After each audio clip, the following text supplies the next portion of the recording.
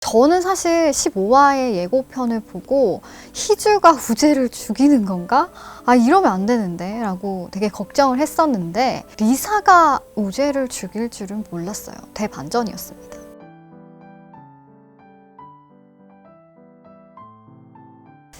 네, 여러분 안녕하세요. 김다나입니다. 여러분들 어제 너를 닮은 사람 다들 마지막 회 보셨는지 모르겠어요. 저는 사실 15화의 예고편을 보고 희주가 우재를 죽이는 건가? 아, 이러면 안 되는데 라고 되게 걱정을 했었는데 리사가 우재를 죽일 줄은 몰랐어요. 대반전이었습니다.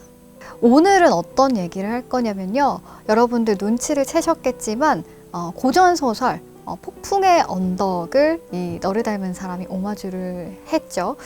그래서 이 폭풍의 언덕 줄거리와 함께 어제 최종 마지막화 결말을 좀 연관지어서 얘기해 보도록 할게요. 히스콧부터 알아봤어야 됐어요. 여러분들 그 히스콧 얘기할 때 어떤 생각이 드셨어요? 드라마에서 계속해서 히스콧 들판 나오고 히스콧 얘기가 나오잖아요. 전 처음에 왜 이렇게 히스콧 얘기를 하지? 왜냐면 원작 소설에는 히스콧 얘기가 이렇게 안 나와요. 근데 그 15화에서 우재가 리사한테 폭풍의 언덕 책을 주면서 읽어보라고 하잖아요. 바로 폭풍의 언덕의 히스콧 들판이 아주 중요한 배경으로 나옵니다. 그래서 먼저 이 폭풍의 언덕, 에밀리 브론테의 폭풍의 언덕 줄거리를 간단하게 말씀드릴게요. 여기에는 남주인공 히스클리프가 나옵니다. 히스클리프 하니까 여러분들 뭐가 좀 연상이 되세요? 히스가 그 히스꽃의 히스 맞습니다. 그리고 클리프는 절벽이라는 뜻인데요.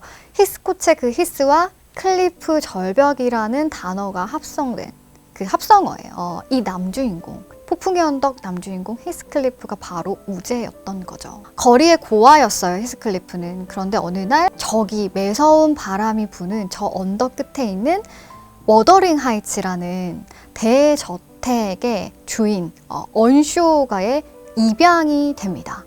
폭풍의 언덕을 다른 말로 워더링 하이츠라고도 하거든요. 이 언쇼에게는 아들 힌들리와 그리고 딸 캐시가 있었어요. 그런데 이 아들 힌들리는 아버지의 사랑을 받는 히스클리프를 굉장히 미워하고 괴롭혔단 말이에요. 힌들리에게는 이 히스클리프가 굉장히 구박을 받았지만 캐시하고는 어릴 적부터 히스콧이 만발한 그 히스콧 들판에서 서로 둘이서 고통과 추억을 쌓으면서 사랑에 빠지게 됩니다. 어떤 스토리인지 좀 감이 오시나요? 언쇼가 세상을 떠나고 난 후에 힌들리의 그런 어떤 히스클리프에 대한 구박, 괴롭힘, 학대가 굉장히 심해지고요. 그리고 캐시와 히스클리프 둘 사이의 관계를 굉장히 모독하기 시작해요. 거기다가 캐시는 진짜 자기가 진정으로 사랑했던 남자는 히스클리프였지만 결혼은 결국에는 귀족 가문의 아들 에드거 린튼과 결혼을 하게 됩니다. 그러니까 이 모든 상황이 히스클리프에게는 충격이었던 거죠. 충격을 받고 대저택을 떠나요. 외지에 가서 결국에는 성공을 해서 다시 이쪽으로 돌아오는데요. 성공해서 돌아온 히스클리프가 그 힌들리의 재산을 빼앗고 그리고 캐시의 마음을 되돌리려고 했지만 실패를 합니다. 그리고는 더욱더 강력한 복수심을 키우게 되는데요. 에드가의 재산을 다 자기 손에 넣을 계략을 꾸며요. 그러니까 이런 과정에서 캐시가 굉장히 심적으로 고통을 받고 결국에는 자기 딸 캐서린을 남겨두고 죽습니다. 히스클리프는 여기서 멈추지 않고 계속해서 자기의 복수 계략을 꾸밉니다. 에드가의 재산을 자기 걸로 만드는데 성공을 합니다. 그런데 이렇게 자신의 복수가 완벽하게 행해졌지만 결국에는 이제 죽기 전에 이 모든 복수가 덧없었다는 것을 깨닫고 참회하고 죽습니다. 광기 어리지만 비이성적이고도 순수했던 그런 사랑, 그리고 복수의 허망함을 나타내죠.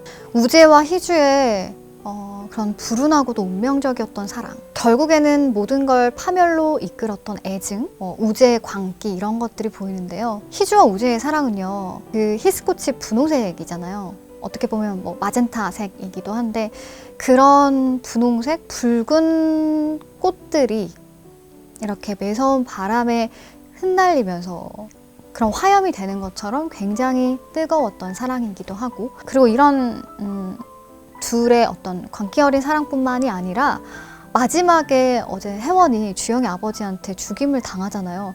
결국 완벽했던 복수가 물거품으로 되돌아간 거죠. 이걸 보면 또 폭풍의 언덕에서 나왔던 그런 복수의 어떤 허망함 이런 것도 볼 수 있었는데요. 폭풍의 언덕을 오마주한 너를 닮은 사람, 드라마 너를 닮은 사람과 정소연 작가의 원작 소설 너를 닮은 사람, 이 둘의 결말과 어떤 전체적인 스토리에 대해서 한번 생각을 해봤었어요. 제가 생각하기에는 원작에서는 확실히 용서와 복수에 초점이 맞춰져 있었던 것 같아요. 누가 무엇을 잘못했고 그래서 이런 벌을 받았다, 어떤 권선징악적인 결말이었다기보다는 상처, 인간이 가지고 있는 상처, 그리고 죄의식, 그리고 드러내고 싶지 않은 인간의 치부, 뭐 이런 것들이 좀 날 것 그대로 나타나 있었던 것 같고, 그리고 결말이, 원작 소설 결말은 굉장히 허무해요. 결말을 오픈해 놓음으로써 독자들로 하여금